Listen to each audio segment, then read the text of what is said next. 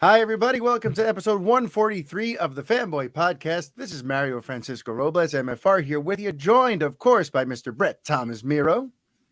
In the words of the late, great David Bowie, let's dance. All right. You came ready to dance, Brett. You got your dancing shoes on for this episode, do you? They're always on. Thursday night, my dancing shoes are on. Good. Well, it's been an interesting week. I feel like there's a lot to talk about. But one thing that I want to get into before we talk about anything is I want to acknowledge one of our awesome listeners, Joey Misfit. Joey listened to our great conversation we had last week about some of the differences between Batman and Superman and when they fight and all that kind of stuff. We had a whole conversation about why they shouldn't fight, and he tagged us in this awesome post, and I want to read the quote. It contains an iconic Batman quote that I'm going to be reading for you right now. It says, "It is a remarkable dichotomy. In many ways, Clark is the most human of us all. Then he shoots fire from the skies, and it is difficult not to think of him as a god. And how fortunate we all are that it does not occur to him." Joey, that was a great pull. And I just want to thank you for sending that line and for enjoying the show that in the way that you are. Got me thinking, and it's something I was talking about today on the Twitter. I think Superman fans are just better, Brett. So that's why you got to just get on the bandwagon officially. I know you appreciate Superman more nowadays, but listen, Superman fans are a special breed of person, okay? And I've actually been thinking about this for a while because I feel like the kind of people who get a lump in their throat just watching him be kind to a child or save someone amidst chaos, the kind of people who are moved by his selfless nature and his kindness.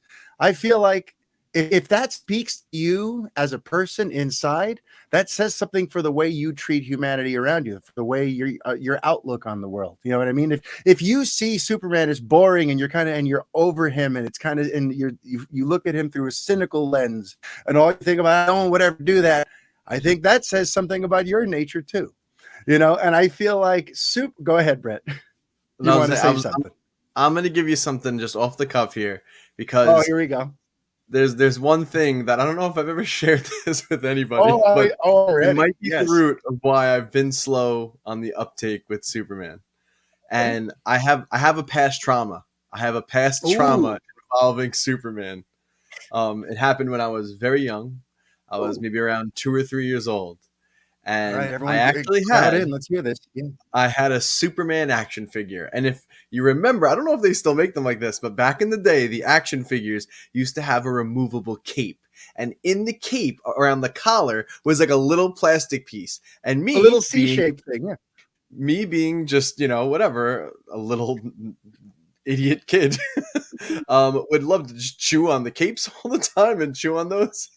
And I almost choked on a Superman cape once. So Superman almost killed me.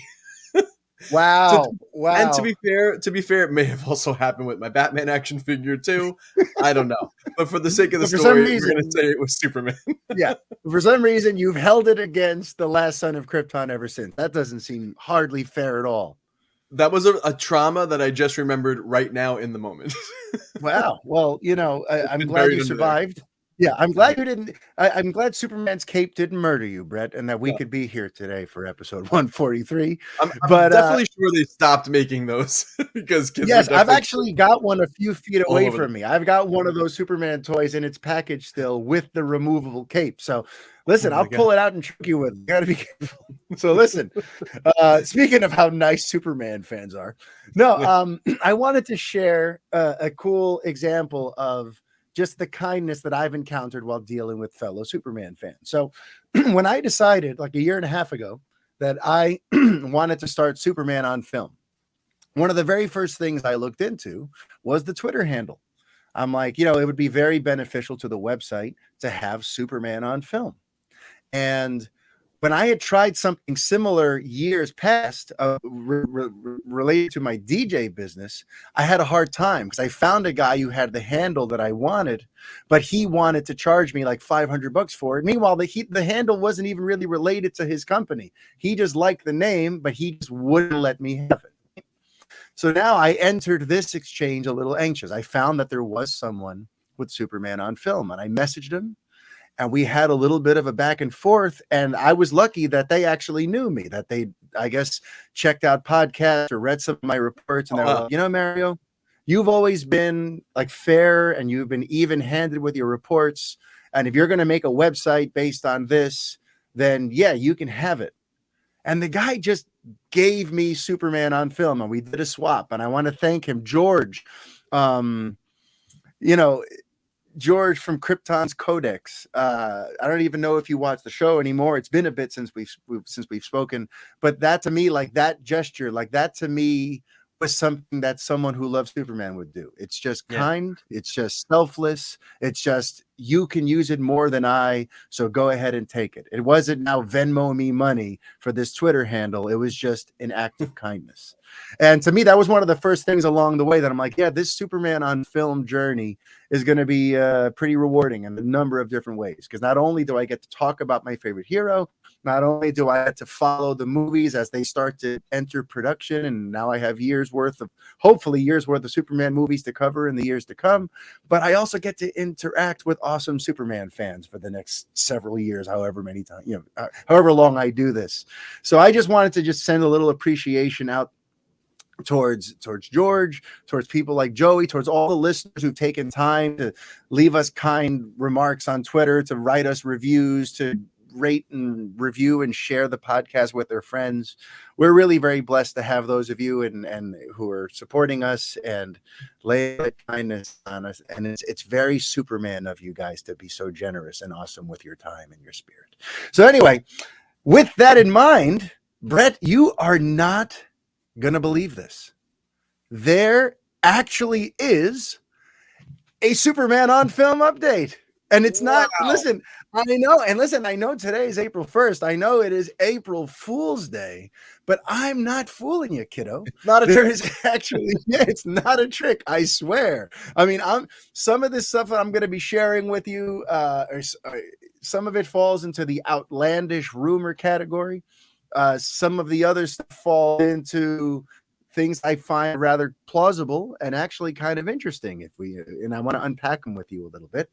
But I feel like before I can fully get into my Superman on film update, I think we should talk about Zack Snyder's big night at the Oscars last Sunday, because he won not one, but two different fan vote categories. There was the Oscars cheer moment, which went to Oscar cheers moment, which went to The Flash. That awesome moment in Zack Snyder's Justice League where he's able to enter the Speed Force and fix everything. It reverses time and sure. Yeah. And then there was the Oscars fan favorite, which was Army of the Dead.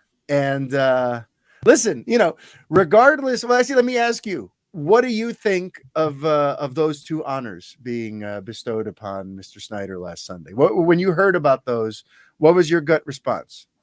Yeah, I mean, I think it's at least like the one thing maybe the Oscars did that was like kind of in touch, even though there were like some really big snubs this year, were like big films. But I think it was cool that they had like a big like cheer moment. That's a pretty cool thing, and that they even had these like fan votes. So really, really cool that they included those. I hope they maybe include more things like that. But yeah, listen, a lot of these, Snyderverse fans, or even, listen, they're not all Snyder fans. They could just be DC fans that really enjoyed the movie. Their ability to really, make a fan impact and get their voice heard is impressive. It is. And hopefully they did that in a nice and constructive way. But I think in this case, I think cool that they won that. Tweeting the hashtag. Yeah. Yeah. To me, the whole thing speaks to his legion of fans. Yeah. I think it says a lot about what his fan base is able to do, especially when you consider that these movies were not these big mainstream hits. You know what I mean? Like I think in actuality, if we're being 100% honest, do we really think that a film that only ever streamed and came out 1 year ago got the biggest cheer of any movie in history? You know what I mean? It really deserves the biggest, because it wasn't even just, for 2021. It was like in general. There were moments in there that weren't just from last year. And it's like the fact that that one won, it really just speaks to their ability to organize and do all that voting. And the same thing, Army of the Dead, I think it did pretty good on Netflix, but it wasn't some big, huge crossover smash. So we really supposed to believe that that is the big fan favorite of the year? Probably not. But again, it really does speak to Zack Snyder's fan base. And if those of you who participated, I mean, you kicked some ass and you got some things done for him. And I was happy for him. You know, he posted something on Vero, just kind of like awesome. He couldn't believe that had happened. And yeah, listen, his fan base is hardcore and they can be counted on. And it's funny, I saw a couple of them afterward, like start tweeting, like, what else can we do next? Can we uncancel some other shows? Can we combine our powers to maybe get Hannibal back or get something else back? Because, you know, apparently we get stuff done. So listen, congratulations to Zack Snyder's fans. You got him a real special night at the Oscars. I feel that was a real special reward for a guy who's had a few tough years there in the business. Yeah, lost his daughter, and you know he's had a bit of a bumpy run these last 5 years, and I'm sure you guys gave him a big reason to smile last Sunday. And I'm about to give some of you a big reason to smile because, as it turns out, there are some very, very credible rumors that Zack Snyder's Justice League is now canon and will now soon be revealed to be canon within DC's on-film universe. And the rumor is, and I'm not going to get into the specifics of it because that's kind of a plot spoiler, so I'm not going to reveal how it supposedly happens or any other, how, you know, the machinations of that. But apparently in The Flash, there's going to be a very overt reference to the fact that the stuff happening in that continuity is still actively happening in one of the multiverses here in the DC universe. So before, while the people listening to that compose themselves, I'm going to ask you, Brett, to respond. Like, did you ever imagine that this Snyder cut would actually end up becoming something that gets absorbed into the main continuity there? No, I mean, for a while, it really seemed like, you know, listen, we gave you the Snyder cut. Like, you have that, you got that piece of that vision. And, you know, that was like the goodbye. Now we're moving on. And we're going to, you know, the things that are still around, like The Flash, like Aquaman, like Wonder Woman are going to, you know, still exist. But the actual whole Justice League, you know, portion of that is kind of going to bye-bye and maybe going to be rebuilt.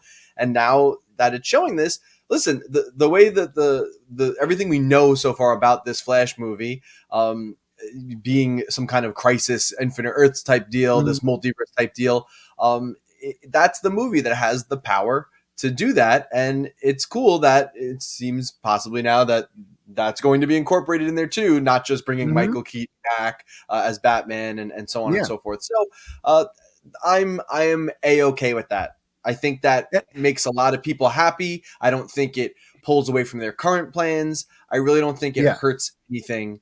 And, you know, listen, they obviously see that, you know, the fan base, you know, I don't want to keep saying like just Snyder fans, because there are DC fans who very much, and I'm a DC fan who enjoyed, we talked about this, last week or 2 weeks ago. I enjoyed Justice League. And I enjoyed the Snyder cut of Justice League. So it was the best of all his works. Yeah, it was like the best thing as far as everything he's done, you know, up to that.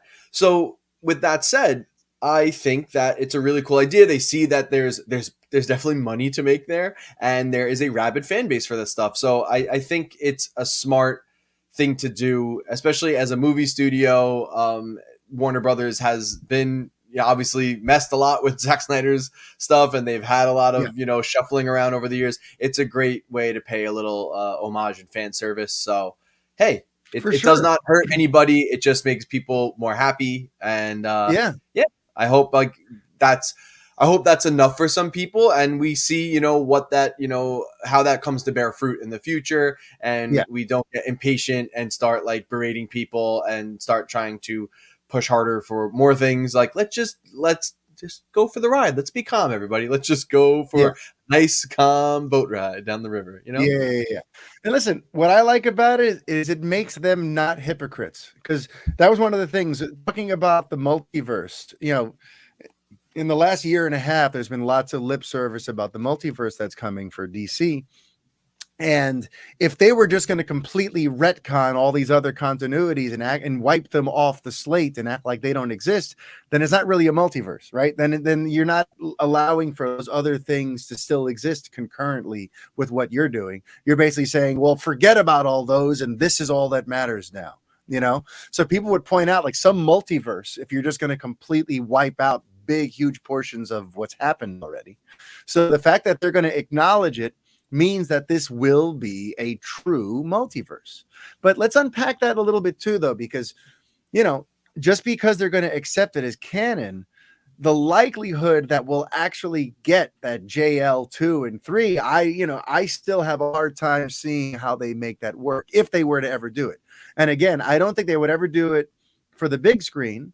I think their only real route to do it would be on HBO Max as like a proper follow-up to Zack Snyder's Justice League, because that's essentially like an HBO Max exclusive. It's one of their or maybe series. A mini series, Yeah. So I feel like that is the natural place to do it.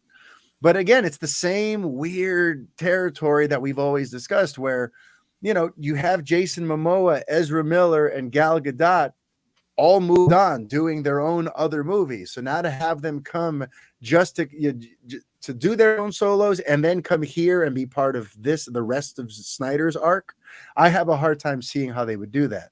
So I feel like while the Snyder cut is going to be absorbed into the canon, I feel like any Snyderverse stuff is going to be perhaps a little more off the beaten path. It'll be other stuff that's set in that timeline, in that continuity, that has that kind of feel perhaps, but is it necessarily the completion of Zack's plan? So that's the thing I wonder, like, will fans be cool with that? Like, if he's involved and he's creatively overseeing it, but it's not exactly JL2 and 3, like, will that be enough? So I'm curious about how that's going to play out, if it's even going to play out.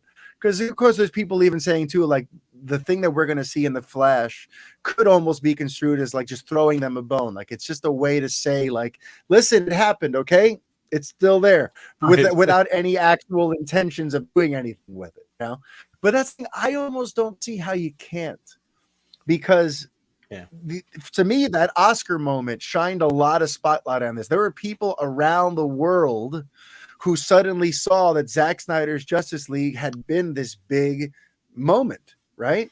And the numbers for the streaming on that internationally continue to be pretty doggone high. It did well for HBO Max, and it's done well in a lot of international markets.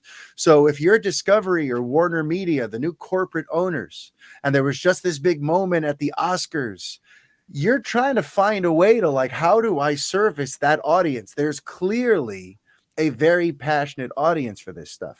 So I feel like they're going to find a way to try and service them in some way, but I don't think it's going to be the thing that they're all dying for. So I think that's just going to be the interesting thing to kind of keep an eye on.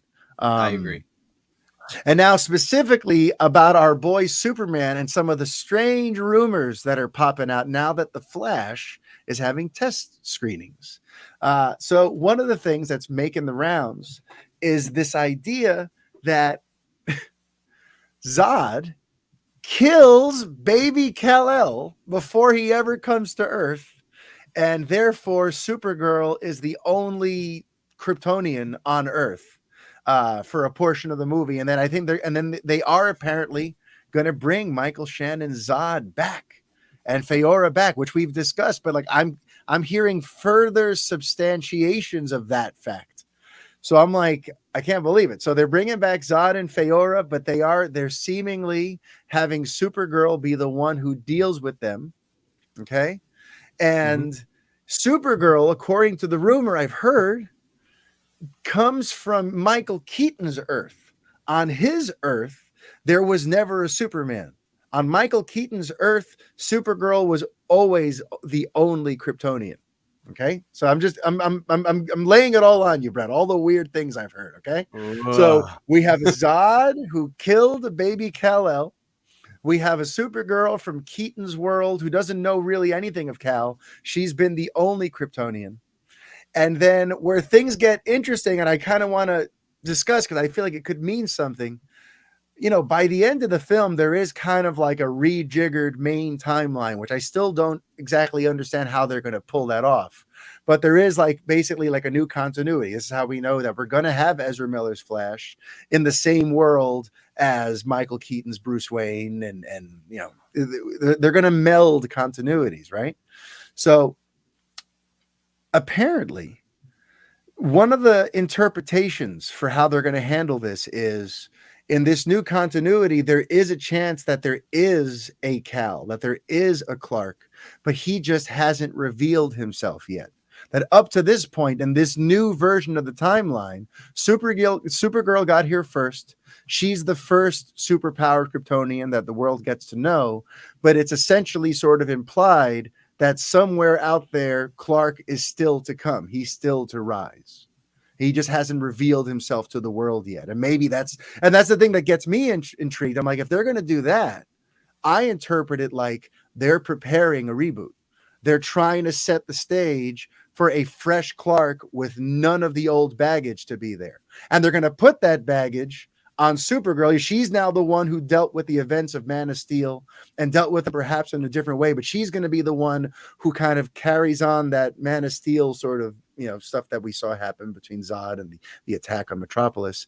But Clark is going to basically have a fresh slate, that when they introduce him, it's going to be after all that, a younger Clark, I suppose. So there you have it. Let's unpack some of that, Brett. So where do we start? You want to talk about dead baby Superman? Dead baby Superman. So how would you, that's the thing that drives me insane. I don't know how audiences would take that, but let me ask you, do you think that there's a chance that in the Flash, they're going to make it clear that Zod murdered baby Kal-El? That is really dark. Like when we say like dark, gritty, and all that, we throw all that superfluous crap around all the time. That is like the pinnacle. That's next level. I don't think anyone wants to see that. I think there's a more creative way to somehow finagle whatever they want to do. And I don't know. I think that's just going to like, not that you shouldn't do things because it'll make people angry, but I think that's just going to anger a lot of people. I don't get taking such a hard, left turn to make this whole situation work. So that's my piece on dead baby Superman. I that seems like an unnecessary element. Let's find a more creative way to do that. You're dealing with a multiverse. You can pull so many different magical whatever's out of your ass to make this happen. We don't need to kill a baby. Well, here's my, trying to make sense of it, right? Trying to see, like, is there a way that this makes sense? Now, I don't think we're ever going to see Zod on Krypton just, snapping some baby's neck, although that would be special. Right. I think it's going to be more so perhaps alluded to that, how 2 times now in film history, we've watched Zod try to thwart Jor-El. We've watched people on Krypton try to thwart Jor-El from sending the rocket ship because they don't want him, right? They don't want him to send Kal-El off planet. And specifically in Man of Steel, he's like attacking Jor-El, attacking the fortress there, trying to stop that ship from going out. And he even sends a ship and they're shooting rockets at it, right? So I think it might be alluded to that, like, in this world, Zod succeeded in stopping Jor-El from doing that, but whoever sent, Supergirl managed to get her out in time. So, and specifically the way I could sort of see myself accepting that is if that is only on her Earth, on her version of Earth with Michael Keaton, that happened. But once she crosses over into this new timeline, there's no longer that like dead Cal. This is a new continuity. Right. And therefore we can kind of separate what happened on her Earth. Because, I guess these last 2 seasons of Superman and Lois getting used to multiverse stuff and like, there's an alternate Lois Lane and there's an alternate Superman and there are Earths where certain things are just different, right? So if they're going to somehow establish that on this specific Supergirl's Earth with Michael Keaton, Cal didn't survive the, Zod's attack on Earth. Zod's attack back on Krypton. then as long as when she comes into the main continuity and whatever weird magic stuff they're doing to create this new timeline, as long as that one doesn't have a dead Kal-El, as long as that one, yes, she's the first super powered Kryptonian we've seen, but there isn't a dead Clark to deal with, and he still is out there somewhere. I could kind of get behind that. You know what I mean? Isn't it just easier though to make it that in Supergirl's continuity and the Keaton continuity that there just wasn't a Kal-El at all instead of I never. Yeah. But let me be clear, I was not thinking that they were going to show Zod killing a baby. I was thinking along the same lines, like they were just going to like prevent the pod from being sent off. But wouldn't it just be easier to just like not like just in this Krypton there was no Kal-El, or maybe Jor-El had a daughter instead. And it wasn't a boy. I don't know. That feels like just do that then, because at least like whatever, it's a different continuity. That's okay. It could be some like weird, like totally like very different scenario. Mm-hmm. So I don't know. To me, it's still. I think it's just gonna piss people off. And then that doesn't stop you from having like in the new weird converged continuity from having like a Clark out there that's still kind of working in secret, much like how we saw Henry in the like first half of Man of Steel, where he was just kind of out there finding himself and doing things. So like you could still make all that happen, and then it makes way for what seems likely that they are going to do some kind of a reboot, or a reintroduction of the character with a new actor, And the good news is, though, because of the delay and the fact that The Flash is now coming out on my birthday, I'm going to always call it my birthday because it is June 23rd, 2023. Now that The Flash is coming back on June 23rd, we have 16 months, 15 months until then. And the fact that they're doing test screenings now means they have a lot of time to make tweaks. So let's say that they did include dead baby Kal-El, and they are going down this weird path. I'm sure there's going to be a lot of feedback from the audience going, don't do that. That's terrible. Please, and they have a lot of time to either reshoot things or cut certain things or streamline certain things, So I feel like, one nice, just one nice benefit this film has that stuff like Justice League didn't get in 2017 is there's a lot of time to figure this out before it drops into theaters, So hopefully, they are able to work out those kinks, or there's also the possibility that some of this stuff is completely off. Because I've also spoken to someone who has gotten some tidbits from the test screenings, and the only real Superman stuff that they had to report is that Grace Randolph was right in that we do see Henry, but it's from archival footage on a TV, but we don't actually get to spend any time with the guy in the story. And that was the only real Superman thing that he had to kind of, pass along my way. So, so there's a chance that a lot of this stuff just came from some fakakta place and none of it happens. But these are the rumors. This is what we have to work with in light of any official statements about an upcoming Superman movie. So just to sort of recap, there's a possibility of a dead baby Kal-El. It would take place in an alternate Earth. That's the one where Supergirl comes from, and she's there with Michael Keaton. But then once they come over here, it's sort of alluded to that, yes, she's the first Kryptonian on this new Earth, but there is a Superman out there who could reveal himself later on, which in my mind could be an interesting setup for a reboot to kind of rise up in that place. So there's a lot to chew on there. It might, most of it might be real, most of it might be crap, but we had to talk about it. So there you go. So now, Brett, how are you feeling? Is there anything on your mind now that I got to unload all of my Superman-ness all over the beginning of this episode? Yeah. So as a video game fan this week, dealt a couple of blows. Ooh. Well, a couple of real hard blows. All right. Let's hear 'em. And the first is that E3 2022 is officially canceled.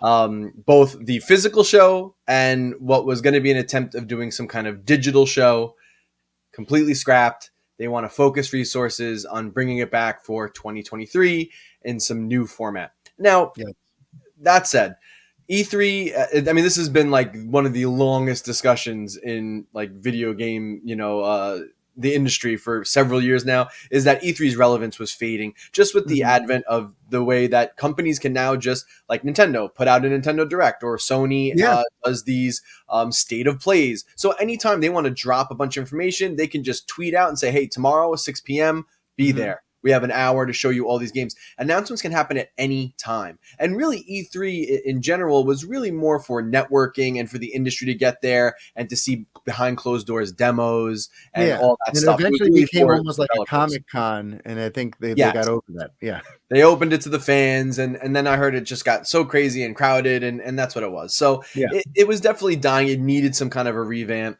but it is sad nonetheless. For me, I always used to call it like, Christmas in June. For me, it was like you knew that there was always this one, weekend, almost a week really, every year where you were just going to get bombarded. What big announcement? What's going to get showed off? It was always the biggest announcements, and the biggest companies are going to be there. So it saddens me in that respect, because while I still believe that a lot of the big companies will, have some kind of presence this summer, they will have like a showcase.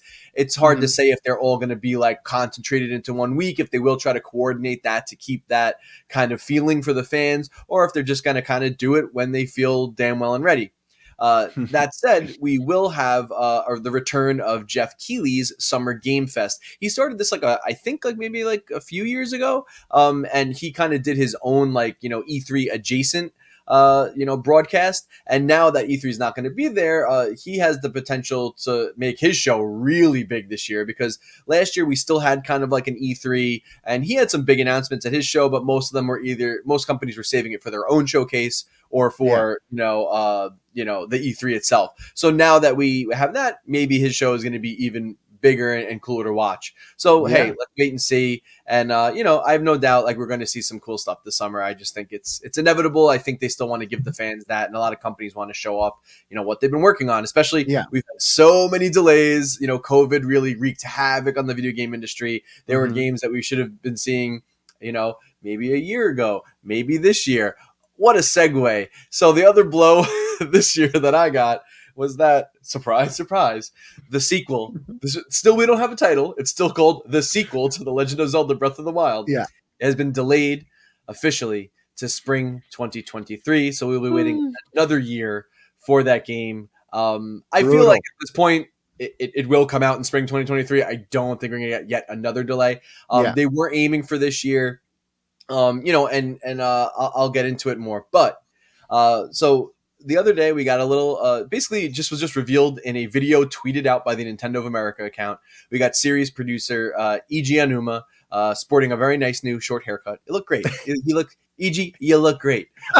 So he came out, and the typical Nintendo. I love him standing in front of an entire black void. Just to let you know, hey, we know you're excited about this game, but listen, we're working real hard on it, but it's not coming out. You're going to be excited for much longer. You're going to have to wait a little bit longer. That said, I was very upset, but also expected it. And also it really got my hype gears going, and it got my crazy aluminum foil hat on. And here we go. The theories and the gears are going. So guys, we're going to have a Zelda update right now. And I went balls to the wall for this one, so I really hope you appreciate it. So one of the first things I will begin with, it's going to be it's kind of organized, but a little all over the place. So the first part I want to mention is in that announcement that the game was delayed, they did give, just a little, kind of stuff we expected, stuff we know about the title, but there was a nice, interesting little tidbit in there that I want to read. So one of the things he said was that the adventure in this sequel will take place not just on the ground as in the previous game, but also the skies above, which we knew already. We knew that they were adding this element where you were going to be on these sky islands, and there's some kind of diving from the sky down to the ground, and also shooting back up into the sky. Cool little element. But he also said, however, the expanded world goes even beyond that. So that made me go, Okay, so this is not, we knew going into this game that they were reusing the assets from the original game. It's going to be the same Hyrule map, but likely they were going to make huge sweeping changes to the map, alter terrain. Of course, like I mentioned, again, the islands now and this whole other like layer that you can explore. But now that he said it goes even beyond that, I'm like, this game is going to be absolutely insane. I think they are really going to be changing things up quite a bit more than we originally expected. So I brought a little show and tell today too. Oh, I can't wait. We're going to go into some theories, guys. And this is actually one of my theories. There are a lot of great YouTubers online that produce great Zelda content and have been theorizing for years about this. So I don't watch all of them. I watch a couple of guys. They're really good. But this one, I think I could maybe credit myself with. Probably not. It's the internet. But anyway, this is a really awesome book. It's called Creating a Champion. So they released a series of Zelda books a few years ago around the release of Breath of the Wild. So actually like 5-6 years ago. Wow, that's crazy.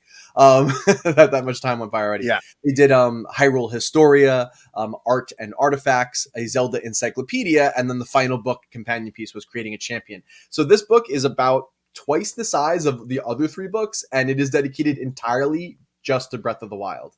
Wow.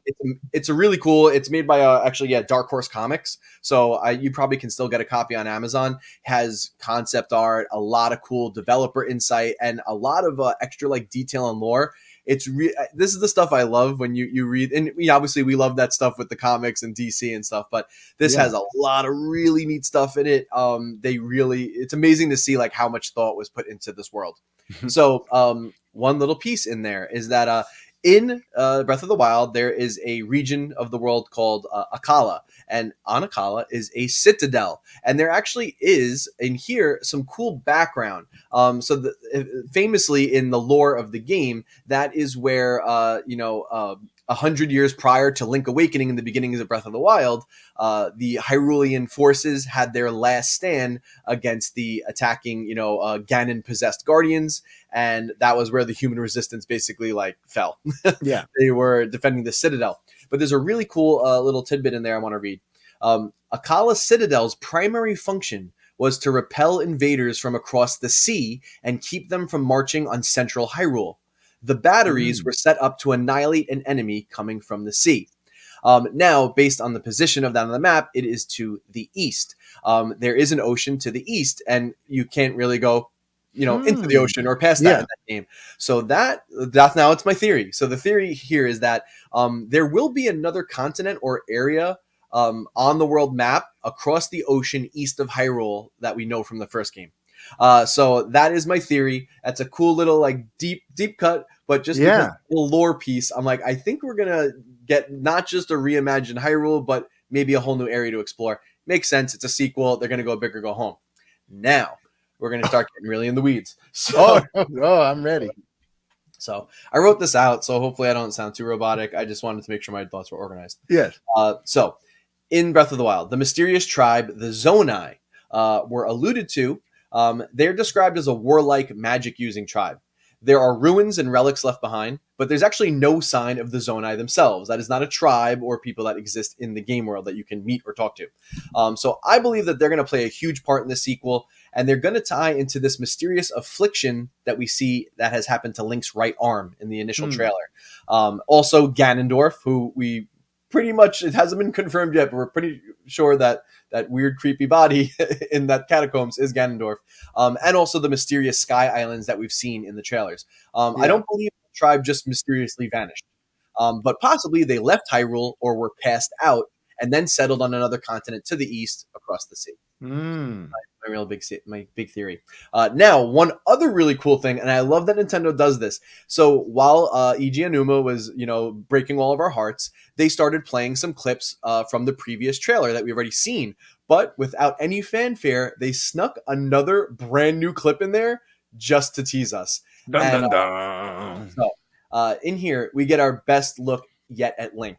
His arm and the Master Sword, which has seen better days. So the sword is missing about half of its blade, and what remains looks decayed or corrupted.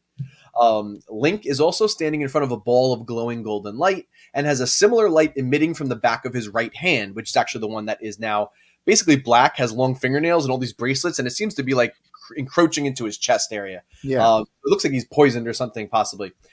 This may hint that we're going to be spending the game trying to restore the sword or forge a new weapon from the remnants of the Master Sword. So that is my theory, that what this journey is really going to be about. Now, if I can, I would like to just go on a couple of other musings that I've had. Muse away. So one of them, this I can't take credit for this one. I saw a GIF on Twitter. So whoever made this GIF, great catch. Link's arm looks very eerily similar to the what I like to call the dehydrated Crypt Keeper Ganondorf. So we do see a shot from the initial trailer, and someone put a side-by-side shot of Ganon's arm and next to Link's arm. So maybe Link is actually corrupted by malice or Ganon, rather than what I think a lot of people initially thought was that he is being fused with this like mysterious glowing hand that seemed to be holding Ganon's body at bay in the initial reveal.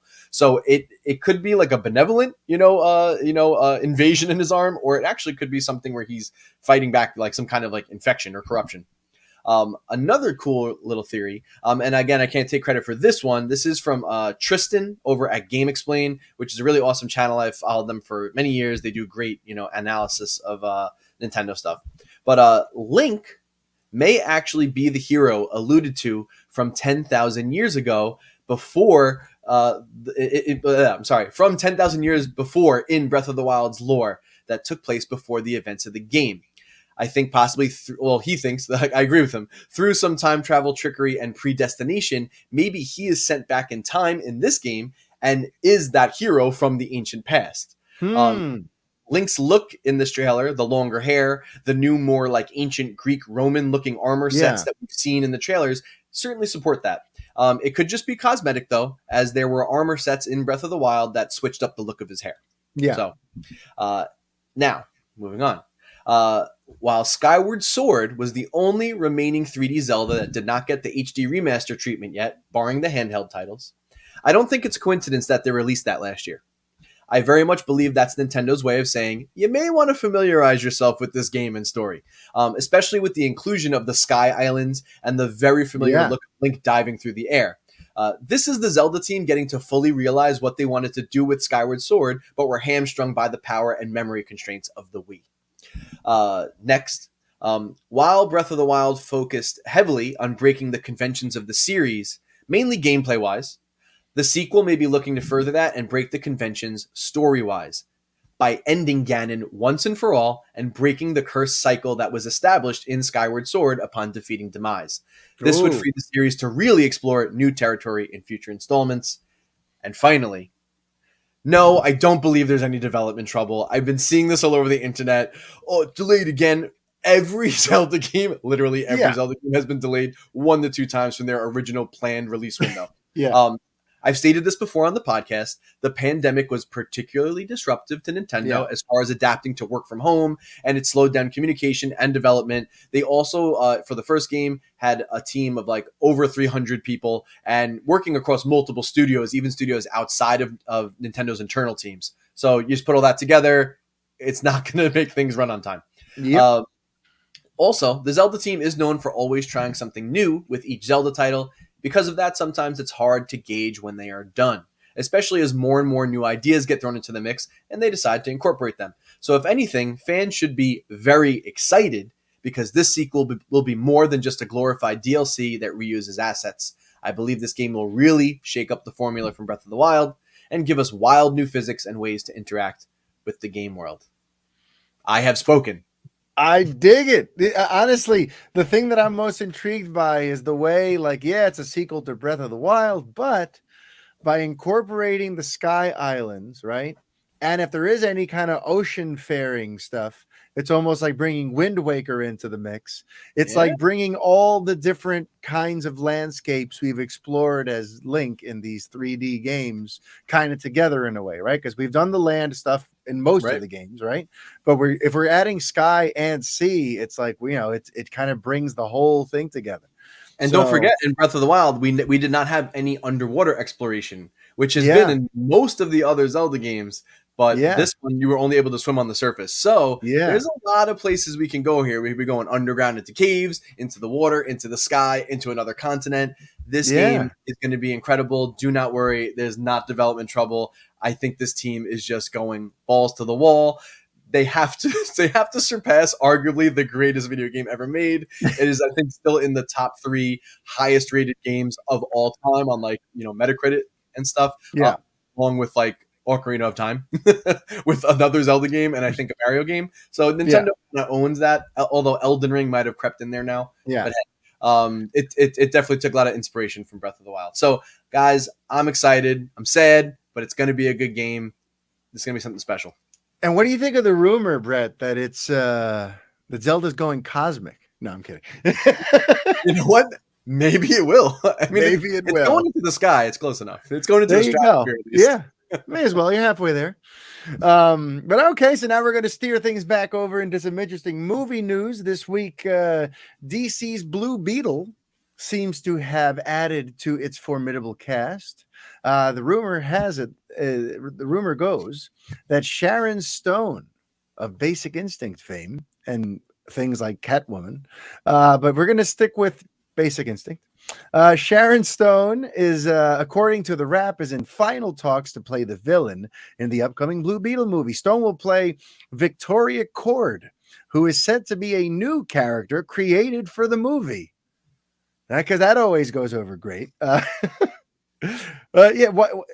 Isn't that a great idea in your origin story? Why pull a character from the lore? Let's just make a new one. Why not use all the great stuff that's already been established by all these wonderful comic book writers over the years? Let's just make a new character. Let's make a new person.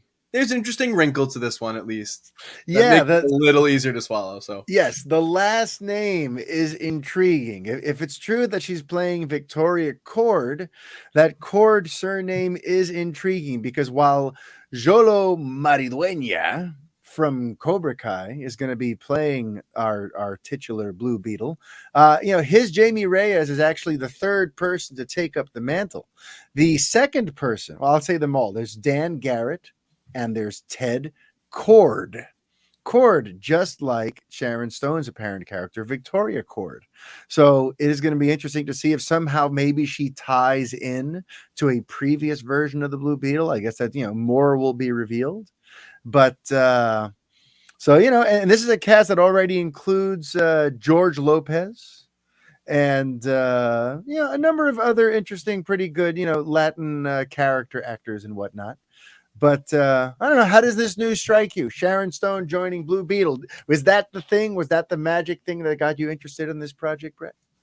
That's what I was waiting for. You said Blue Beetle. I said, no, thanks. You said Sharon Stone. I said, I'm in. Listen, Sharon Stone, great actress.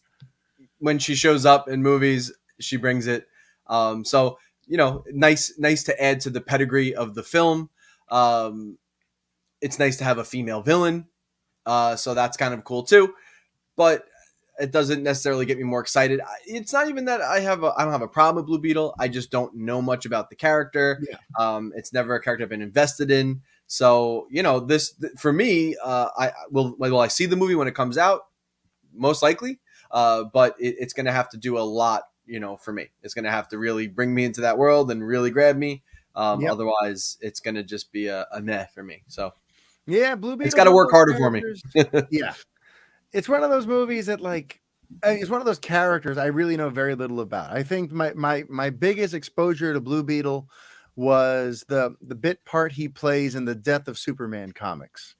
So I don't have a lot of knowledge of the character, but I'm a big fan of Maridueña, the main character from Cobra Kai. And I'm digging the fact that DC is going to give us a Latino superhero. So, I'll keep an eye out. I'll see the trailers, but it's not a character that I have there's a Blue Beetle thing coming. I don't have any of that association with them. But I think the general audiences are probably like us and that they probably don't know the character too well.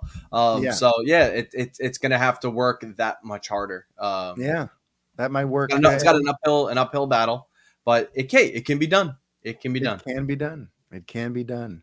But yeah, so I hear that there's this game called Tunic you want to talk to me about, Brett? Yes. So, this is it's a new game, just came out. Yes. It's been in development for quite a while. I think it was revealed like 5-6 years ago. People were playing like little demos of it, made by a very small team. So I'll give you the quick overview. So it is basically a homage to A Link to the Past from Super Nintendo. So it's what they call like an isometric view. So it's not top down. It's kind of like if you're looking at a diorama, you're looking at it from like a 45-degree angle. Okay. So it has, but it's 3D, but it has like that kind of angle. But the gameplay is very much, and look, even down to the main character, which is a cute little fox that has a green tunic on, and you get a sword and a shield, like you look like Link. Oh, but okay. There's that's the kind of the general, you go around, you fight enemies, there's like little dungeons, you get treasures. It's basically got the Zelda formula. Now the cool twist though is with that isometric view, they're able to play a lot with 3D space and secrets. So there are little secrets and hidden entrances and things all around, hidden behind walls and around corners, areas that just like look suspicious, and you keep walking and then you can get behind stuff. So it's really fun for exploring. It really brings that. Oh, that's right up my alley, because I always look for the secrets. My whole thing. Yeah, so man, you would the story. Love this. Yeah. That said, it is also very, very hard.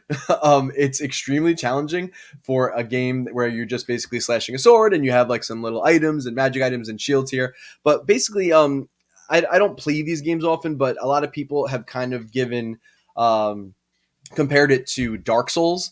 You do actually have a stamina meter. So when you're doing things like blocking or evading, that uses your stamina. If you use all your stamina, it puts you in a pretty wide open state where you actually take 1.5 damage. So it's combat becomes more than just let's just try to slash the enemy. You really have to like not get greedy, time your attacks, do a lot of dodging. So it makes it very interesting from that point. Now, the really cool thing, the biggest, neatest, most awesome thing about this game is that the entire game is not in English. In fact, anything signs you come across, any characters you talk to are actually text boxes pop up, but it is in a language that is made up and basically just looks like weird glyphs. And you might say, well, what the hell is that all about? Why would I want to do this? So the really cool mechanic is that throughout the game world, you will find little white glowing pages. And when you collect them, they are actually pages to an in-game instruction booklet that looks like an old school NES Legend of Zelda hand-drawn instruction booklet, complete Nice. with little notes scribbled on it, as if you rented it from Blockbuster and you got like an instruction book and someone scribbled notes. That's pretty cool. Yeah. So it is. So, and actually the instruction booklet is also written in this weird language that you can't understand. So you're basically relying on images, and there are a few spots where there's English and it'll say like hit points or stamina or like this thing is bad. This will hurt you. Like there's little hints like that. But basically, you're finding these pages, and that is cluing you in on where to go, how to get certain items, and how to, complete the game. And it is the most rewarding experience I think I have had playing a game in I don't know how long. Wow, that's a big sale right there. Like 6 years ago. So it has all the nostalgia. It's cute as hell, charming. It's just very delightful. The music is awesome, and you can actually get the music on Apple Music, and I think Steam. They have it's a soundtrack, and I think there's like 60 tracks on it. So pretty cool. But yeah, this game is tremendous. Right now, it is an Xbox exclusive.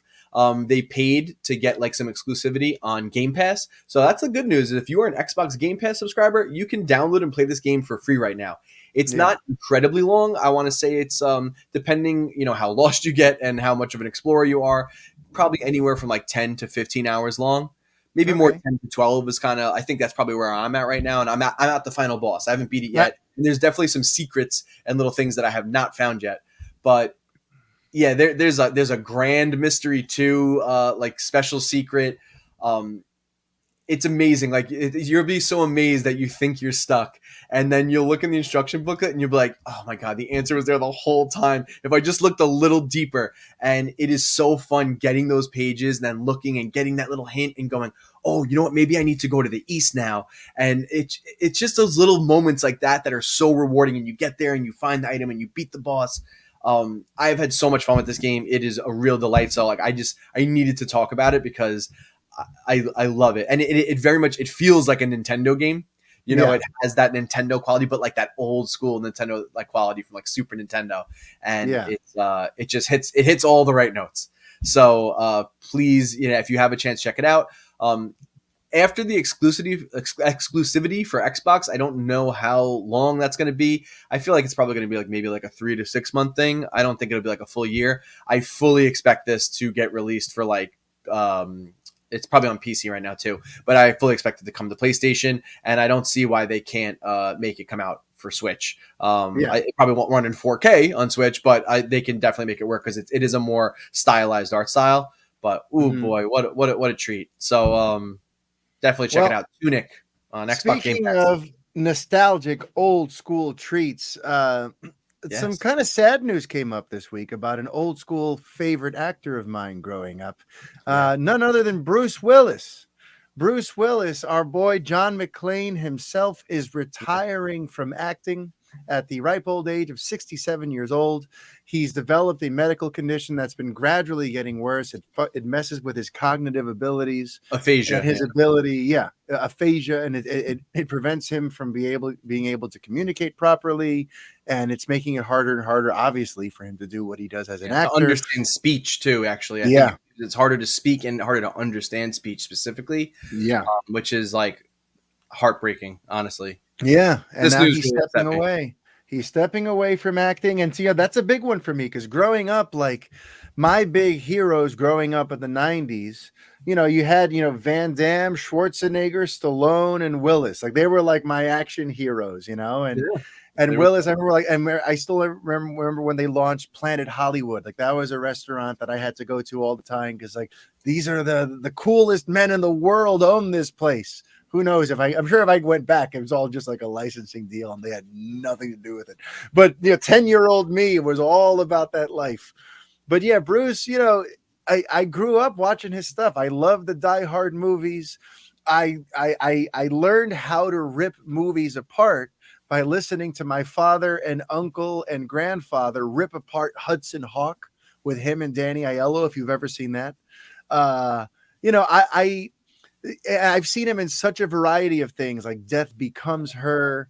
To me, he deserves a lot of credit for being a bit of a shapeshifter. People just look at him as the guy who delivers the one-liners and blows stuff up, but he's actually had a pretty varied career and he has pushed himself at times. But in the last 10, 15 years, he's just kind of rested back on the old paycheck, doing the old, but I want to mention. Go ahead. I want to mention that it kind of puts the last several years in context. I think this disease was probably rearing its head, and I think he was doing gigs where he could get, a quick buck, load up his bank account, so he could take care of his family and, maybe like any medical, help he needs, and things where he could just come on and shoot for like a week or two and then be out of there, collect his 1-2 million. Move on to the next one. So, because I remember he's been a bit of a butt of a joke, all the straight to DVD films, people comparing him to Nicolas Cage and, who was doing all these DVD films in like Mel Gibson and stuff like that. But now you look at it and you go, it's sad now. And I hope people are, I hope people that were maybe picking on him, like kind of see that and maybe backpedal a little bit. And I hope people aren't going to use this time to like really like I know Kevin Smith completely like rescinded a beef that they've had. That was actually really classy. It's either way. I just I wish Mr. Willis well. That was a blow to get this this week. And let me ask you before we wrap on Bruce, what was your favorite Bruce Willis movie? Yeah, so that's a tough one. I there's so many good Bruce Willis films. I mean, I know it's the easy thing to go for like one of his action films, but I mean, The Sixth Sense, man. Like, just that film, like, left such an impression on me. It blew my mind. And I do want to throw out just kind of like one of my like little like prized possessions. Yeah. I have a DVD copy of Bruce Willis. It's a taping of a live theater performance of Bruce Willis performing True West by Sam Shepard. It was on Showtime some years ago, and I have like a bootleg DVD of it, and I love it. He's really good in it. I mean, all right. Honestly, I was going to say that. So now I have to go for one of my second or third choices just to vary it, because he is more than John McClane. Yeah. So let's see. My Bruce Willis favorite, I guess I'm going to have to go with Looper. I loved his movie with Ryan Johnson. Pick. Yeah. That was an awesome kind of genre-bending sci-fi thriller. I thought he was great in it. I'm not sure that Joseph Gordon-Levitt really looks like a younger version of him, but I thought the movie was badass as hell. And honestly, probably one of the last great Bruce Willis movies, going back to 2012 now, But I feel like that's one of the last times where, like, to me, he was at the top of his powers. So, Bruce, enjoy retirement. Hopefully they figure out a cure for this aphasia stuff, and we can get you back in front of the camera making magic again. But just wanted to kind of send that out there and acknowledge Bruce Willis's impending retirement. But all right, so before we get we're going to do some reactions to the first episode of Moon Knight, and then we're going to talk about Superman and Lois.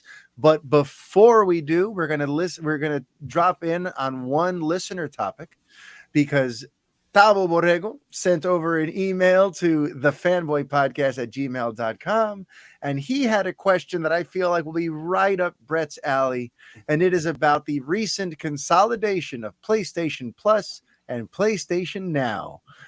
So Brett, why don't you discuss whether or not, what you think about the merger of those two services and whether or not it's worth it? Yeah.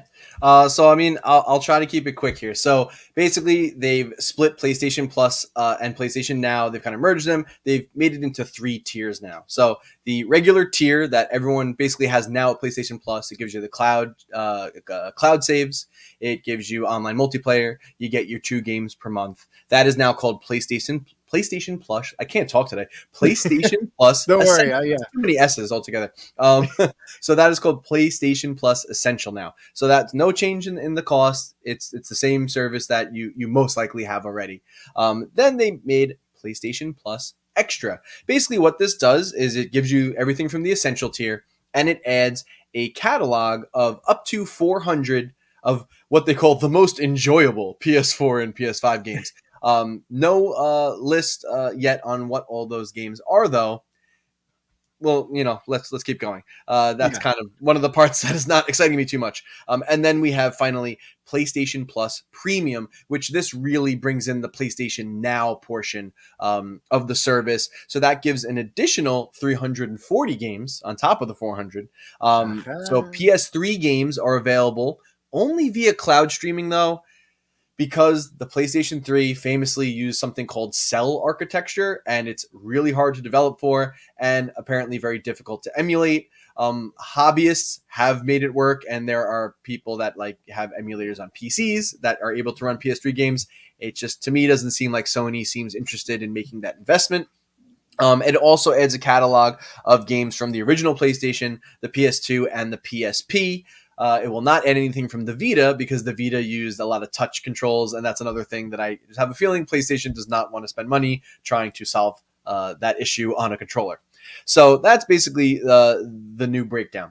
For me, is it worth it? I will not be upgrading. I will be keeping my PlayStation Plus Essential. The reason for me, and this may be a lot of people out there, I personally do not have a great affinity for the original PlayStation 1, PS2, or PS3. I did not own those consoles, so I don't really have any nostalgia there. And honestly, every time I go back to some of these really old games, they just don't hold up well. They don't. I'm sure if there was a game that I really loved, I would love, I would dip in, but there's just nothing from that catalog that I'm like, oh, I really missed out. Especially ones that they haven't already made a re-release or remaster of, and I can play in a much better form. I like it for the fact that it helps with video game preservation, kind of, or at least giving us a fair way to access those titles without like doing like jumping through hoops or doing something crazy illegal. But from that sense, I don't find it valuable to me. The other thing, and this is something they came out pretty much right away and said, unlike Game Pass, where Microsoft is basically bringing out their first party, like AAA games day one and date on Xbox Game Pass, Sony's not going to do that. They just think it's going to hurt the quality of their games. They want you to pay the $70 for the new God of War. They want you to pay the $70 for like the Last of Us remake that is rumored to be in development. They want you to pay that. And listen, I love Sony first party titles. I am happy personally to go buy those games outright. My PlayStation is mainly, I mainly have that system to play the PlayStation exclusives and some of like the higher tier AAA third party games. Now, as someone who is what I like to call platform agnostic, I have Switch, I have Xbox Series S, and I have PS5. I'm blessed in that, and to be able to have all those consoles. I have Xbox Game Pass, and for me, there's a great value there because of amazing indie titles that I get, like Tunic, and I'm playing another one called Infernax right now, which is basically like a new old school retro style Castlevania game, essentially. So I get stuff like that, but I'm also now with Microsoft's new acquisitions, I get things like Halo Infinite, which I played through. It was awesome. I'm going to get Bethesda's Starfield, which is coming out this fall and is slated to be the big game of the fall. So I'm getting those all day one, day and date on that console. And I pay, I think $25 a month because it includes Xbox Gold. So to add another subscription service, which, that middle tier with the PS4, PS5 games, which is the only thing I'd be interested in, another $18 a month. I just don't think I can swing it. And to be fair, they're adding PS4 and PS5 games. I was a PS4 owner. I played all the games on PS4 that I wanted to play. Yeah. So pretty much they're going to just probably slap those games. Like I think they did throw out a few things. Like I think maybe God of War Ragnarok, not Ragnarok. That's the new one. The first one the new God of War reboot is going to be on there. Played it already. The original Horizon Zero Dawn, played it already. Last of Us Part 2, played it already. So all that stuff's already going to be on there. And then PS5, the console just came out. There are not too many games out. And the ones that I heard they're going to throw on there, I've already played and beaten. Miles Morales, Spider-Man Miles Morales, and I don't know, there was another one. Yeah. But so for me, it's just like, you're not really offering me anything that I haven't played already. And the fact that you're not going to give the first party titles day and date, it just does not justify the cost for me. I know they're going to have third party titles, and I'm sure they'll get indie titles on there as well, just like Xbox, but it's like I already have the Game Pass. So for me, my verdict is if you don't care about Xbox or you don't have Game Pass, it might be valuable to you. I think this really benefits the lapsed gamer. If you're a gamer who missed the PS4 generation or just doesn't have a lot of time for gaming, miss those big titles, this might be for you, because this might be a thing where you maybe sign up for a couple of months, and if you can like buzz through a bunch of games, it'll definitely, be worth it. You'll definitely get your money's worth. But I think for people that have other subscriptions, there's just more value there. So that's my verdict. I don't know that it's worth it unless you haven't played all the great games.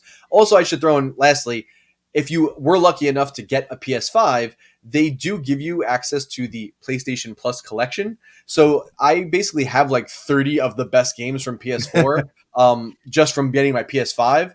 And that's like honestly, it's all of the really good ones and the really good Sony first party titles. So it's like, I don't understand like what else they're going to offer me on this that I don't now have with that little collection.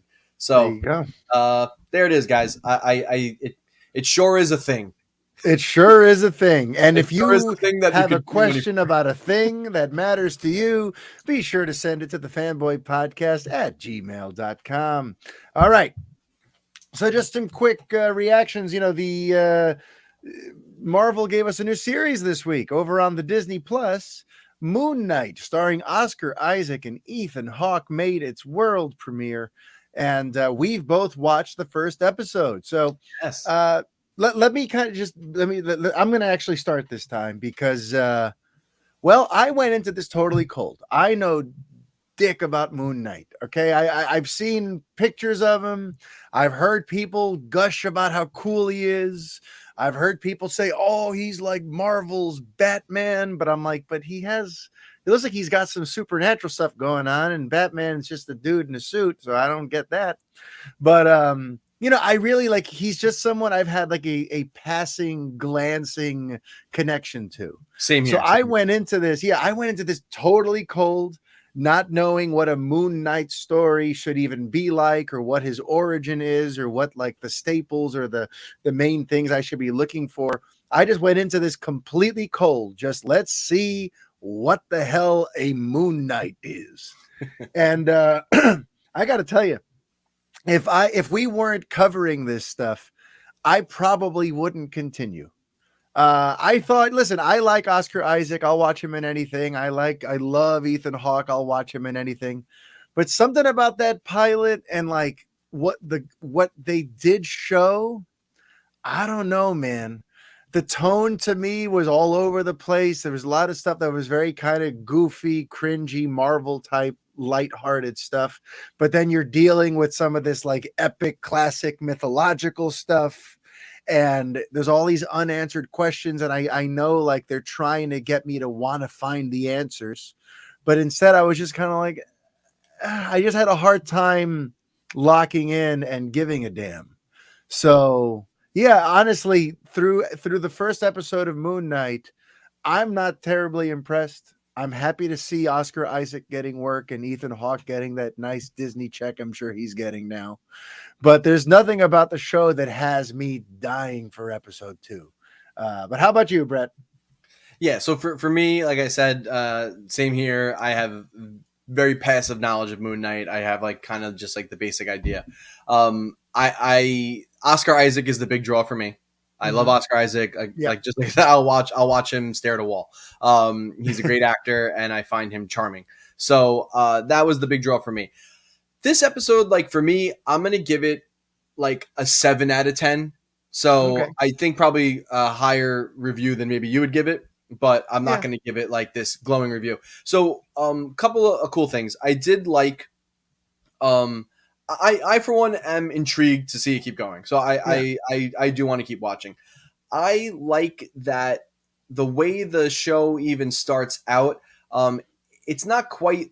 I guess you could call it an origin story, but it's very clear that some crazy crap's already been going on. Yeah, from the onset, which I like. They kind of a pole. Yeah, they kind of just put it right into it. And so that was intriguing. I was like, why is he chained himself? Why does he tape his door? Why does he have sand around his bed? So that was kind of interesting. Some of the stuff got a little maybe hokey with the voice. I think there's something not clicking with me. Like they got a great actor. They got F. Murray Abraham to be I think the voice of the god that is like possessing Steven / Mark. But there's something wasn't clicking with me about it. Like I don't know if it was just his voice with the tone of it that was kind of a little off, but I was like, okay, I'm with it. And then, finally by the end, we get to see Oscar Isaac, basically playing opposite himself as Mark. And he just seems more like angry Oscar Isaac. And that's great. I like without the accent. Without the accent, which the accent's weird and kooky, but supposedly he has said that there is a reason that the accent sounds kind of shoddy. So it's not because he's not good at doing a British accent, unless that's just an excuse. But supposedly there's something behind that. Okay. I mean, honestly, I think he sounds good. I think he sounds like he belongs in Ted Lasso. To me, to me, he sounded like he could be on the coaching staff with Ted Lasso. A little cartoony almost, though it sounds. But I'm hoping, you said, there is something that goes that explains why that voice is. But they had some cool action sequences. I like kind of how they're depicting, like, basically we're kind of just seeing the aftermath of everything. Like he's having these blackouts. I thought that was actually a cool element. I really like that. We did finally get to see him in the suit at the end, very, very briefly. I wish there was a little more of him in the suit in the first episode. But I guess that's the point, right? Yeah, it got me enough. But yeah, it was a 7 out of 10. I'm gonna give it a benefit of the doubt because it was the pilot. Just to shout out to like a friend of the show and someone that I've met on Twitter and played Smash Brothers with with our boy Isaac, Michael Thomas, at Novice Cinephile. He actually did get to see the first 4 episodes and has a nice little preview up on YouTube. So check him out at Novice Cinephile, and I think it's Novice Cinephile on YouTube as well. But I watched his little like preview of the first 4 episodes, and he got me hyped for this. So I'm really hoping that he is correct, and the next few episodes are really going to turn it around for me. It is only, I think, a 6-part miniseries. I think we're only at 6 episodes, so it shouldn't overstay its welcome. So I'm hoping it really hits the ground running. And like I said, I appreciated that they kind of really like started off like at a pretty quick pace, and I think they'll just kind of catch us up as we go along. They didn't have to spend too much time rooting around in like origin. So there's gonna be flashback stuff, I'm sure. For sure. Yeah, for me, if I had to rate it, it's like a 5 out of 10. It stated its case. I'll give it that much credit, but I wasn't really buying what it was selling. I will check out the upcoming episodes just to see how things develop, and hopefully Michael is right about that. And honestly, we're going to need something to watch, because the next show we're about to talk about is going on another freaking break until April 26th. So we're going to have a few weeks with no Superman and Lois. So bring on the Moon Knight, and hopefully it's ever elevating levels of quality. But for now, let's go ahead and talk about that Superman and Lois episode we got before this latest hiatus. That would be season 2, episode 9. So this time I'll open the floor to you. How did you enjoy this most recent episode? Were there any moments that stood out to you as awesome or terrible? Yeah. I really enjoyed this episode. It was pretty much a Superman-less episode. He took a back seat, and they spent a lot of time on the kids this episode. A lot of time, maybe too much time. Again,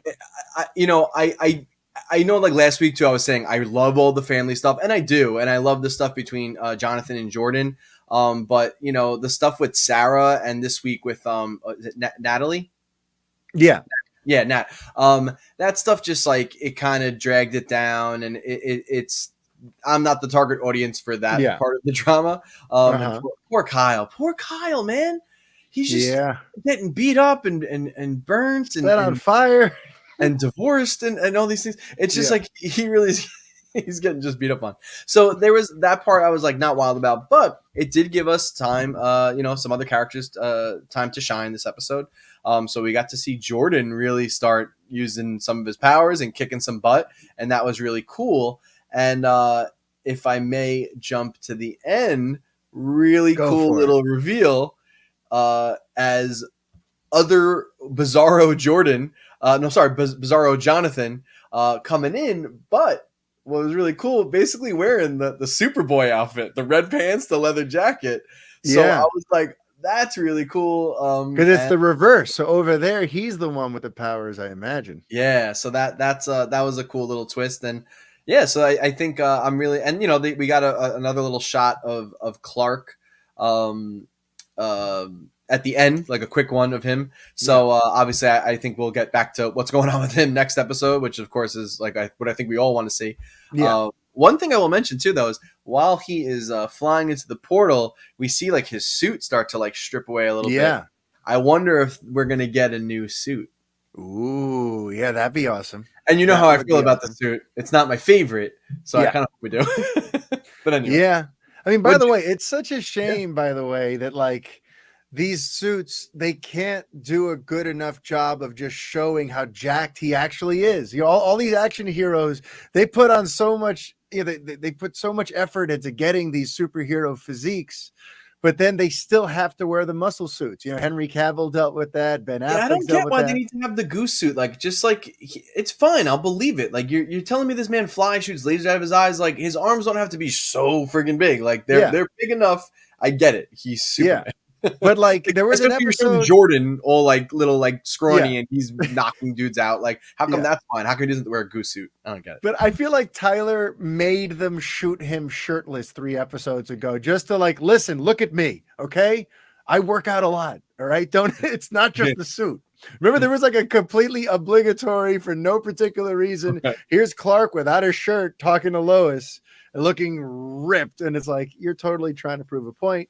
But that's the thing. He doesn't need the extra padding.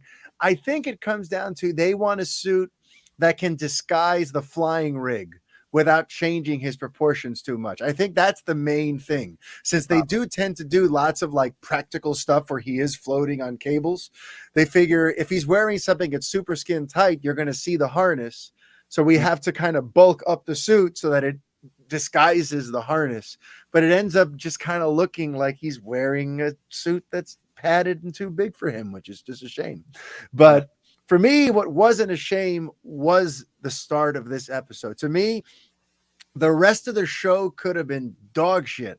But after the first 2 minutes, I was so excited that no matter what, I was in. Because that, when he goes to try to stop Allie from going through the portal and he gets there and she's too late and the henchwoman is standing outside and she's like, not even you can do it, Superman, not just like that. And he basically just like looks at her and is like, hold my beer. And he does that crazy like tornado and builds up the crazy G-force and speed so that he could do it. Like that is some Superman shit. And I love that it was a little bit like, like, oh yeah, not even I could do it. Watch me. Yeah. And this is what Superman does. How dare you doubt that Superman can do this? So to me, when he broke through that barrier and he disappears into that, portal, and then we fade to black and the S comes out on the screen, I literally in my living room said, oh shit. Like I was so like just 1 month later. Yeah, and then we so also like there was like a little jump. Yeah, I remember. I'm sitting there like, whoa, what's going on? Yeah, he went to the place. He's been gone a month now, and now Steel has risen up in his place, trying to do Superman level saves and being there when when Superman can't. And by the way, the fear, by the way, before we knew that Steel had suddenly started helping out, they show this shot of a flaming airplane plummeting towards a city. And I don't know about you, but I felt so much hopelessness knowing like Superman can't save the day. Well, there were a couple of shots like that on the TV. There was like an oil rig on fire. There was another, so like you just saw the desperation, like where is Superman? And then you realize like, wow, we depend on him so much. And like, wow, like what a burden this guy has. Holy I know. Hell. Like, I know. He's got a month. Really hit me. Yeah. It really hit me. So I thought they did a great job at that. Yeah. Absolutely. Watching that plane bear down on the city. And I was basically bracing for impact. I'm like, wow, they're about to show us what happens when there isn't a Superman to clean up our messes and to fix us out, get us out of these crises. Yeah. And then all of a sudden Steel shows up and he fixes it. I'm like, oh, okay.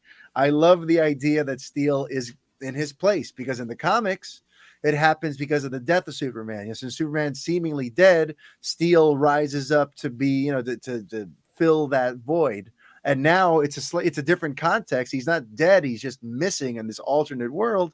But Steel still feels that sense of, I need to rise up and fill that void. So I loved the way that whole thing was written, the way it sort of inverts the mythology and kind of updates it a little bit. And, I adored all that. And then when Jordan goes into the firehouse, into the fire situation, and he rescues Kyle, and he's looking around because he doesn't know where to go, and he sees the window, and he suddenly flies towards the window, and it's the first time he flies, and it looks amazing. It's in slow-mo. His arm is straight. He's holding him. He's like, we just saw the birth of Superboy. Okay. Yeah. I flipped out. So to me, like in those, in the early moments of this episode, in the beginning portions of this, I just about lost my mind as a Superman fan, between the awesome Superman moment before the credit thing and then getting to see Jordan rise up to be that hero in that moment and look all Superman like while doing it. I just felt all the feels ever. And so to me, like there was very little that they could have done that they could have done after that, to mess it up for me. And then just little subtle things too. There was a scene when they're basically establishing that he's been gone for a month, where you see Jonathan at the store and Candace is coming to visit, and he puts on a happy face. He smiles at her and whatever. And it made me think about that character aspect of this too. The world knows Superman is missing, but no one knows your dad is missing. Because you can't, and so he can't be moping about Superman being gone. And he also probably can't call too much attention to the fact that Clark's not here. So he has to, both the sons, all of them have to act like everything's fine. Yeah, the burden on their family, it was a subtle little thing, but I feel like, the series accounts for all of these little things. It really gets what it would be like to be Superman and to be in his inner circle, and that's how you tell a Superman story, right? Like these are the things that we always say that like everyone's afraid of or thinks is boring. But like we can have him punch stuff all day, but the interesting way to challenge him is show how it trying to live here on this planet while being Superman affects him and how it affects the ones he loves. And how he balances out all those relationships and how he does dramatic conflict. It's great. Yeah, it's phenomenal. And I still love, like, every episode continues to prove this point to me that everyone talks it out. It's amazing to me. Like there's things that like in lesser shows would be weeks and weeks of fodder. Like, for example, after Jordan does the save, right, Jonathan confronts him in the kitchen about it. And he's, at first it seems like maybe he's going to give him a hard time or whatever. But it all boils down to, you got to tell mom. Would you rather she finds out from Steele or from you? And that makes sense. And the fact that, like, then they ended up having that conversation right then and there, talking about this.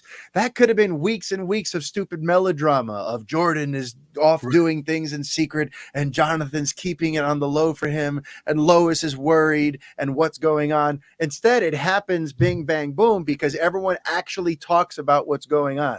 Like, that thing where you're watching a TV show and you're like, this entire conflict would be nil if this character just told that character why they're doing this. This is all contrived drama. This is all nobody, what? Just say what's going on. And in Superman and Lois, they tend to always say what's going on, and the characters all offer each other like great advice and support and understanding, and things that in like lesser, crappier CW Arrowverse type shows might have been turned into some soap opera fluff subplot to round out the 22 episode season. Here it's like, no, the characters actually hash stuff out and solve things and help each other out. Everyone is kind of, I can't say enough good things about the fact that just all the writing and the way the characterizations work, that everyone just talks through their stuff and it's not just stupid teen melodrama. I love the moment, by the way, like the moment you were just talking about where Jordan and Jonathan talk, but when Jordan tells me, he's like, yo, I flew, and he's like, you flew, like, he's like, I didn't go that far, but I did it. And then even at the end where Jonathan's walking away and he's a little upset about it. I forgot how the scene resolves. He's a little, there's something he's anxious about, but as he's picking up his backpack, he walks away. He's like, congrats on flying. It's just very nonchalant, but and he is happy for him. He's not resentful of it. He really, they have that brother love. I love that. I have a question. Go for it. I have a Superman related question, and there's something in this episode made me think of it. So, it was in the beginning. It was like when Clark, heard Allie going into the portal, so then he zips away. So it looks like Lois was sleeping in bed.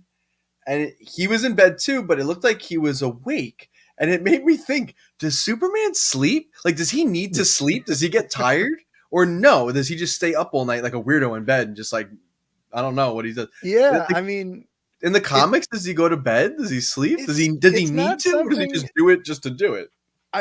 It's not something that gets very directly addressed ever. I can't answer you directly on that because, I don't think he has to sleep, but I think he, might do it.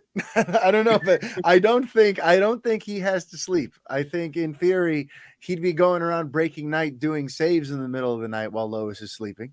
But But yeah, that is a pretty good question. If anyone watching knows a more accurate, an answer for Brett about whether or not Superman sleeps, please lay it on me, because that's I've never had that addressed in any meaningful see sort of him way. eat, but does he have to eat? And he drinks wine on the show. He does all kinds of things. Yeah, but we also know that Superman can't get drunk unless he gives up his powers at the Fortress of Solitude, and then he can go get drunk and be angry 5 o'clock Shadow Superman. There you go. What? That's Superman 3? That's Superman 3, Richard Pryor. Yeah. You know it. But one thing, something else that I loved about this episode was also Jordan undoubtedly has his father's moral compass, his sense of what's right and wrong, and this feeling of, I have these powers, it's my responsibility to do something about it. And yeah, he gets a little testy with his mom, and that leads to some conflict, and they even work that out more or less.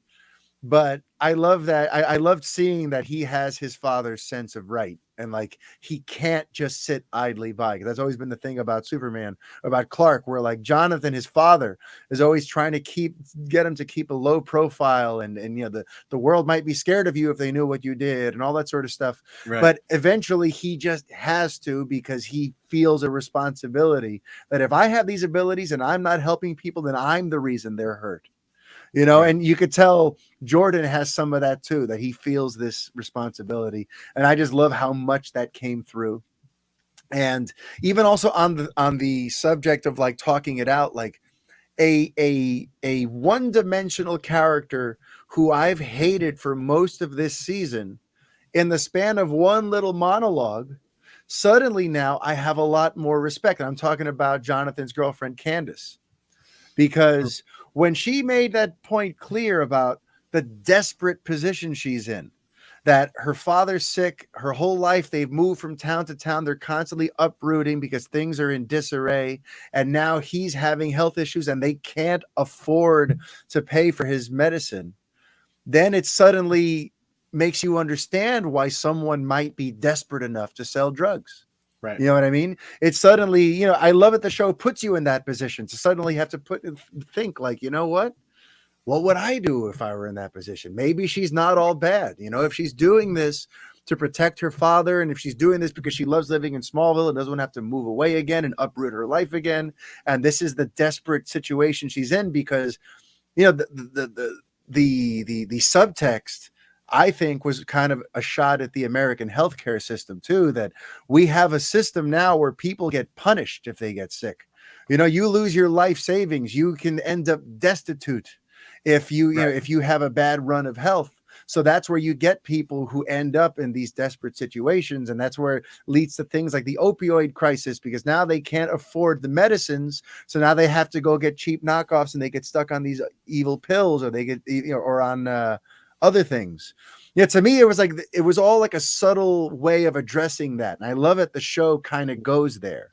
I love that she mentioned that he's sick and we can't afford to take care of him.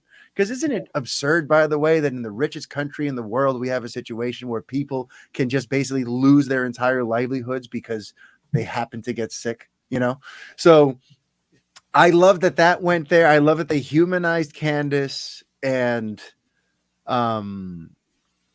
that's it. Yeah, Smallville is middle America, you know what I mean? And like, the issues like that do happen in middle America. Like we live on the East Coast, and we live in like the city, you know what I mean? Yeah. We live there. So like, it is very different. And like, I like that the fact that they live in Smallville, they really like vested time and effort in writing Smallville as like this small suffering town in middle America. I mean, that was like literally the whole first season was about that, but like that is true to life for a lot of people in the middle of the country. I'm so glad you said that though. Yeah. Cause it shows us a slice of America that Superman has never really tackled on screen. A lot of times by the time we follow his adventures, he's in Metropolis. Yeah.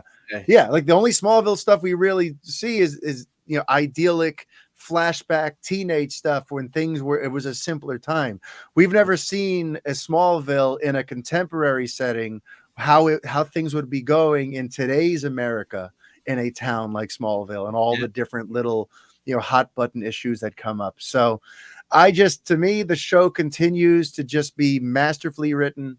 I love the characterizations. I know that there wasn't a lot of Superman this week, but I have a feeling too, like they did a lot of heavy lifting on the interpersonal arcs of all the humans around him. Right. And I feel like a lot of that is to set up what's going to happen in these next 5 or 6 final episodes of the season, from 10 through 15. They probably know that, we have to get everyone fully invested on where all these characters are, because we're going to be go after this hiatus. Because I kind of get the sense they're going to be, because they've already shown the next week or whatever on, next time on Superman and Lois. And we're going to finally see that bizarro world that remember we were talking about that last week. I want to know what the hell she's talking about. What is this alternate world? And we see some glimpses in that preview. And it does seem like things are going to get a little crazier, a little trippier with we're going to see a third version of Lois, right? There's the one that died. That's Nat's mother. There's the one we know on this earth. And then there's apparently another one in this bizarro world. And we're going to see the other Lana Lang, and we're going to see the other, I have a feeling the reason that they spent so much time on this stuff here is because from this point on, now we're heading towards the big finale. Now we're going to start building that. So we have to have all these other characters where they need to be to now play their part in that finale, Yeah. So listen, I'm still loving the ride. I'm super annoyed that I have to wait until April 26th, which is my mother's birthday. What's up with all these things happening on birthdays that are important in my life? But yes, I have to wait until Mom's birthday, April 26th, to see what happens next here. But I'm hooked, man. I am hooked. So hopefully, folks, you are hooked on the Fanboy Podcast and you've enjoyed episode 143. And hopefully you're going to take the time to rate and review and like it and share it and tell all your friends about this wonderful show that you're checking out. And Brett, do you have any closing words for our lovely watchers, listeners, audience members? No, just as always, thank you for listening. Thank you for letting us continue to do this, make it worthwhile for you guys to listen and watch. And make sure you subscribe, turn on the notifications, and don't forget, I know we have a very heavy audio only listener base. Don't forget, we are on YouTube. The full episode is there every week same time when we launch the audio version of the podcast. And then over the course of the following week, after the weekend, I break out all the topics into individual episodes, and we release like anywhere from 2 to 3 topics a day leading up to the next episode. So you can also digest the show that way in smaller bites. But as always, really appreciate all the support you guys give us. This is a highlight of my week every week. So thank you. And we are not taking a break until April 26th. We will be back next Friday. So until next week, life is chaos. Be kind. Adios.